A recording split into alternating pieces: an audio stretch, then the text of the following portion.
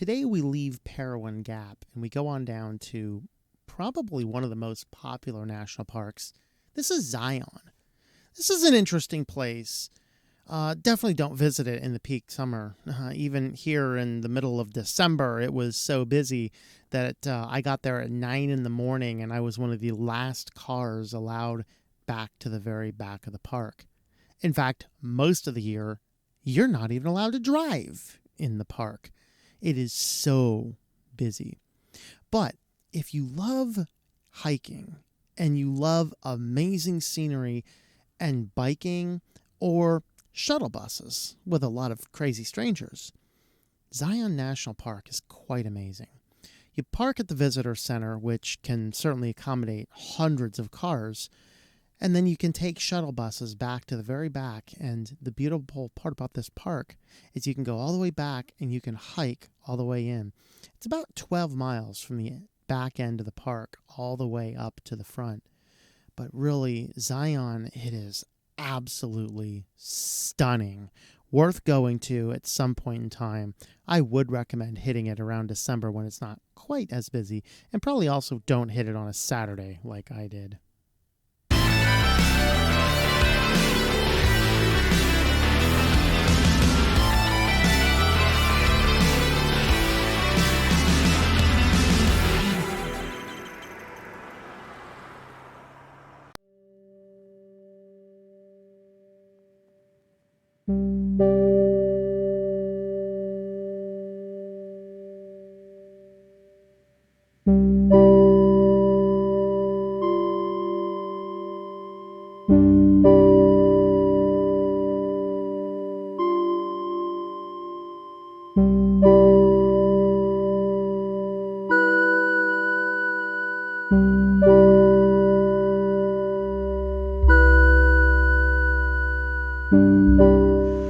So I'm at Zion National Park.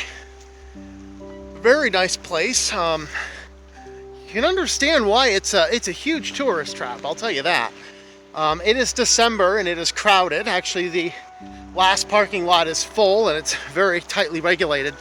So I parked not even half a mile away, and then affords me this opportunity to walk on this river trail, following the river. Park is amazing though. Very, very steep, shrill canyons. But then down on the bottom, we have the river, we have deciduous forest, we have fairly tall cacti. I mean, this one here is a little above my waist there. Very cool, very cool. Now, most of the year, the scenic drive we're on here is not even open to cars.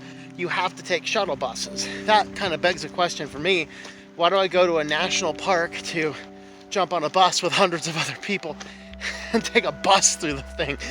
I don't know. Let me know what you guys think. But I'm here in December. It's like 9 in the morning and it's already full. So we'll see if it seems full when I'm here. But it is nice. I will say it's probably worth going to, but plan for it. It might actually be cool to visit during the on-season. There's a little town that cropped out just outside the boundaries of the park, which is amazing looking. Looks like a lot of it's closed right now for the season. Like I said, it's December, 9 in the morning, and it's full. However, it is also a Saturday. Zion National Park, while the road is small, the off-trails are quite amazing. You can spend days backpacking in the park. I didn't have that much time today, but the one trail that I went on that I'd highly recommend doing is the Emerald Pools trails. There's 3 of them. There's the lower pool, the middle pool, and the upper pool, and it is quite incredible. This is a waterfall off of the pure cliffs, which end up with a few different pools at varying levels up the rock canyon. So it is a little bit of a strenuous hike up, especially if you go up to the upper pools. But then when you get out there, you cross up over that last little edge, and then you're overlooking this giant pool around the edge of a mountain cliff. It is absolutely stunning. Of course, you can feel the mist in your hair and some of the with some of the drips coming down. And if you get there at the wetter times of the year, you might actually see some big waterfalls down there as well. But if you are looking for just a simple couple-hour day hike in Zion, definitely have a look at Emerald Pools Trail.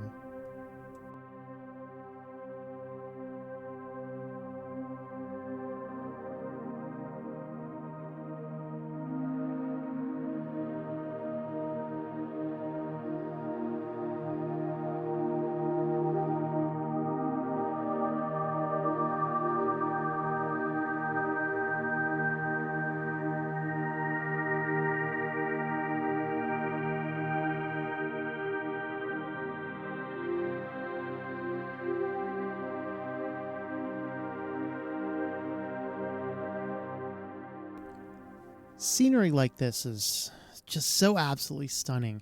These are the things that we miss. Now, this was a Saturday, and I don't usually get a lot of work done on Saturdays, but I do want to paint a picture like this. There's many times that I get a chance to see this type of scenery while still getting some work done during the day as I live in my van life. And this is really what the freedom of van life is. I looked at what did I need to do to get my work done on the road. I built a mobile home that I can get all my work done perfectly, and then I can just stop and enjoy this. And the reality is, there is beauty. You don't have to go to Zion National Park. I'd recommend please do so.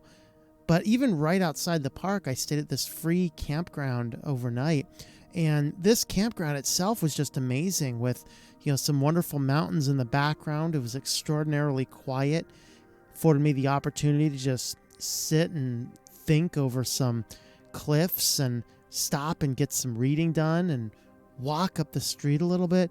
I'll tell you, just van life itself is so incredible when you turn it into what you need to do. Figure out what you need to do to pay your bills, and then where you need to go to refresh your spirit.